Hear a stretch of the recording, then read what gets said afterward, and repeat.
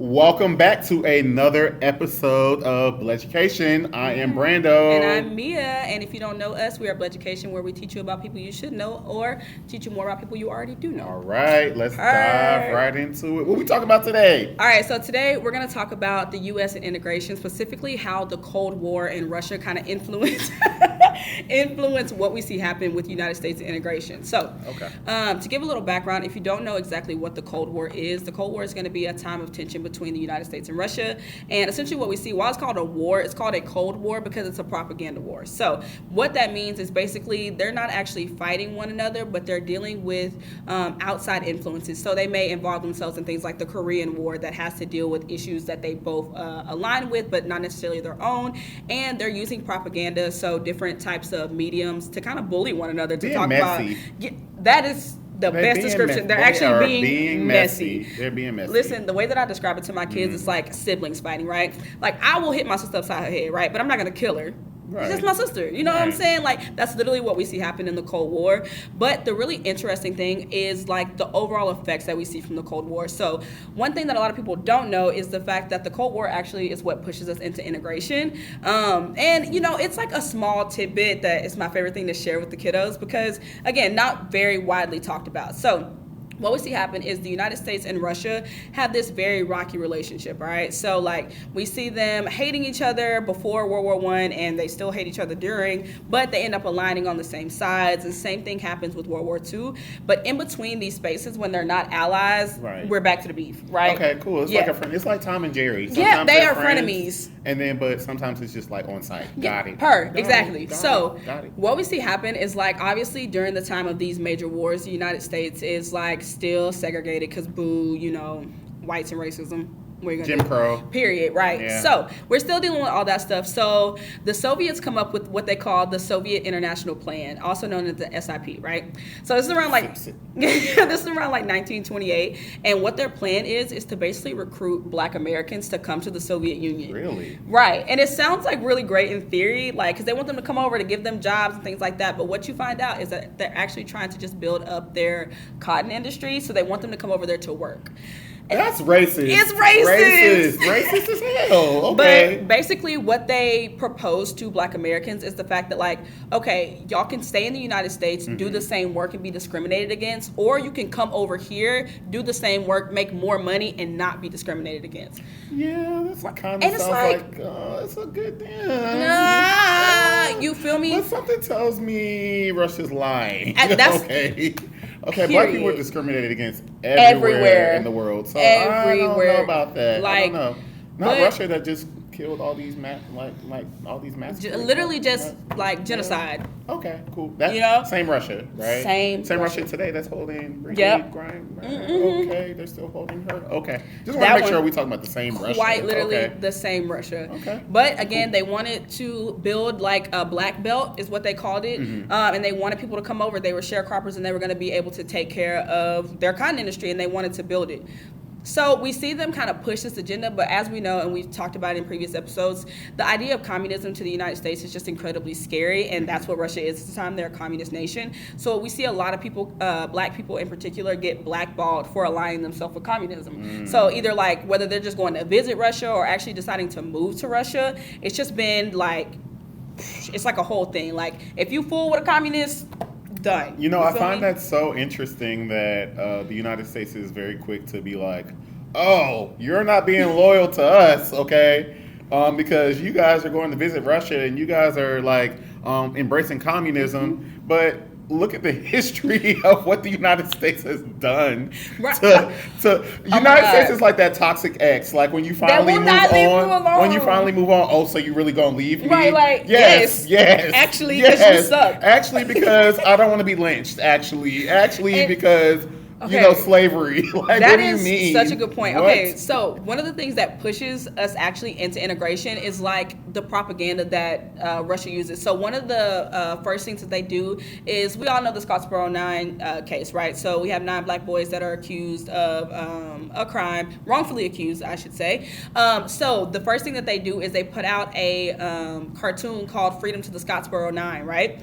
And they publish it everywhere. Okay. Man, I mean, they throwing slugs, okay? So the United States sees this and they're like, ooh, that does not look good. Okay. And Russia notices this, and so this is how they start targeting them, all right? So they're like, we realize that they don't like to look bad. Even though the United States knows that they're doing like terrible things, especially when we talk about segregation, they don't want other people to know. Because, I mean, at this time, while we have a lot of the same technology, it's not nearly as fast. It takes a long time for a lot of the news to spread. So it's like, you know, what we do at home is kind of what we do at home. You know what I'm saying? Right. Everybody outside don't need to know our business. Yeah, exactly. And that's okay. Are you my mom? Right, That's bro, literally like a black household type of thing. Okay. Like, that's what they got going on. So the Soviets use this to kind of pick at black people. So they start putting out different like pieces of propaganda that mock what the United States is doing. And so this is going to push a lot of actual black civil rights leaders to start talking out. And one of the biggest things that we get out of this is the Double V campaign, which starts in 1942. This is this is going to be during and after World War II. So what we see happen is that while we're fighting with Russia, essentially what they're going to say, not fighting with Russia, fighting alongside Russia, what they're going to do is kind of, as black people are around them, they're going to tell them like, hey, you know, in Russia, we don't do that racism. Like, y'all can come over here and be treated great. And that gets a lot of the soldiers, their wheels are turning. Because as they're coming home from the war, they're literally being abused. Like, if they wear their, what do you call it? You're in the Army. What do you call it? Your fatigue? Your uniform, your camo? Yeah. Fatigue. Your uniform? The things. The things. When they were wearing those at home, they were literally getting like bullied and beaten up and things like that, even though they've served our country. So they come up again with the Double V campaign, which is basically this fight against not only enemies abroad, but enemies at home. So we're fighting in this war, defending America, and then we come home and we're being treated like trash. You know, Germany also did the same thing where they would literally fly over black troops and they would drop down, and Japan as well, too. A lot of these countries that we were fighting against in World War II used weaponized segregation and racism, especially as it pertained to African Americans. Yeah. So that lets you know that this is a really big deal. Okay? Yeah.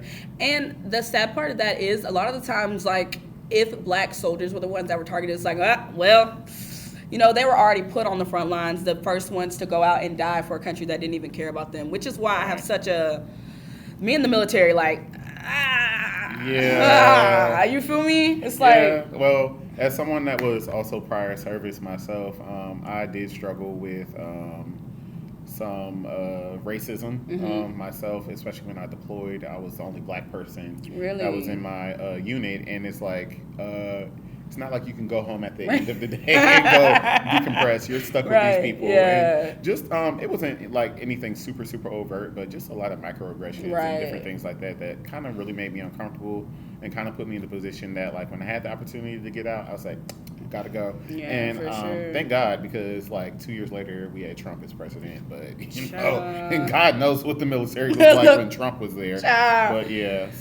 But speaking of presidents, Truman also, he gave like an executive order, didn't he? Look at you with the facts. He pulls out Executive Order 9981, and Truman is actually one of my top tier presidents because when it comes to civil rights, my guy was on it, So 1948 is the year now. And after this Double V campaign, after they pushed this idea of like it not being fair, that they're having to fight all these people, what he does is desegregate the military. All right. So the reason that this is so important, we know that we get like Brown versus the Board of Education later on, but what we see happen when he desegregates his military is he's putting this notion out that like segregation is not okay, right? If these people are willing to lay their lives on the line for us, the least that we can do is respect them and make them a part of a full military, right? We make it to where they have the same opportunities, the same living quarters and things like that as their white counterparts. You feel me?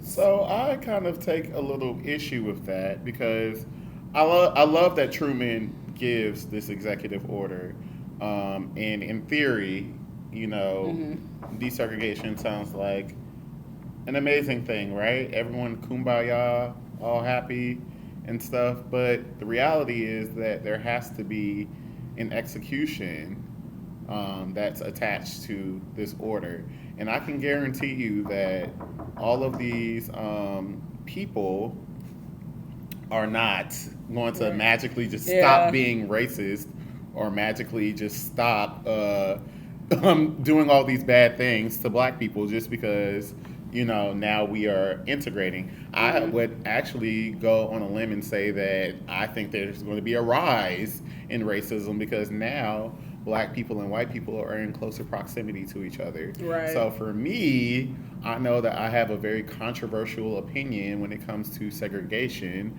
but I don't think segregation was necessarily the best thing for the black community. Just me. No. Let me finish. Let me finish. Okay.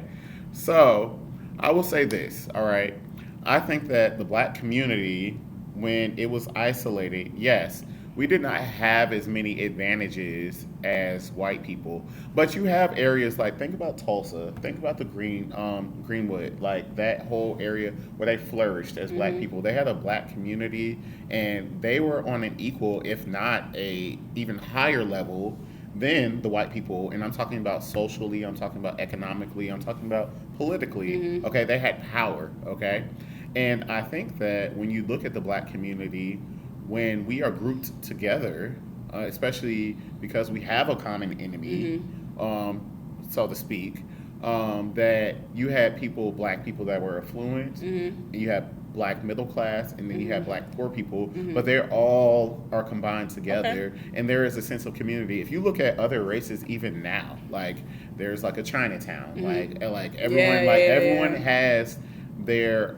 area where they are de facto segregated, and I feel like black people are the only ones that are not allowed to have those spaces because even when we talk about certain spaces, like even in Houston, Third Ward is it's a black area, but now it's gentrified, and it's like I feel like with segregation, black people did have a sense of community and a sense of power, in a sense, right? In that kind of sense, and I think with integration, now you have a split in the black community because even when black people measure success now, the first thing that a black person does when they get money is they want to move out the hood. They want to go live in a neighborhood they're not living in affluent black neighborhoods. Right. They're living in like just affluent neighborhoods. Like, so I look at segregation as like, I think that it would have been okay to be separate. Like to quote Plessy versus Ferguson, separate but equal. But we weren't equal. I was gonna say, we weren't equal. That's the issue when you talk about this idea of like segregation versus integration. It's like if we, in like a perfect world, if we could have set it up to where like, yeah, we could be separate, but we're equal. Actually then equal. I think that being a separatist makes sense. Yes. But because we live in America and that's not something that is actually feasible, I think that integration, was necessary. So like when you look at Brown versus the Board of Education and break down what schools look like for black students before and then after, I think that is very crucial to your understanding and like the entirety of the idea of integration. You know what I mean? So like looking at Brown versus the Board of Education, we see this is 1954, by the way. 1954, we get Brown versus the Board of Education, overturns Plessy versus Ferguson, this idea of separate but equal. We set a new precedent, right? It is not okay to separate races because we cannot provide equality to all races, right? Right. With that being said, I think that it is super important that if we were to maintain this idea of segregation, how do we uphold the equal part? So how do we make sure that black neighborhoods have the same things as white neighborhoods if we are not operating from a standpoint of integration? Like, I just don't think logically that it makes sense. I absolutely understand what you're saying, and I absolutely agree with you, but I just don't think logically, if we're talking about things that the government is supposed to apply to us or supply to us, it just doesn't work. Well, yeah, of course. Like, I think that, that ship has definitely sailed For now. sure, yeah. Because, black areas are not equitable to white areas. And then we have, even like, now, right. Yeah, so I know, even to reiterate, even Third Ward, up until recently, it was a food desert. Right. So even For just sure. different things like that. As far as access and different things of that nature, yes, I get it. So integration is probably a little bit better in that aspect. What I would have liked to have happened, though, was the equal part.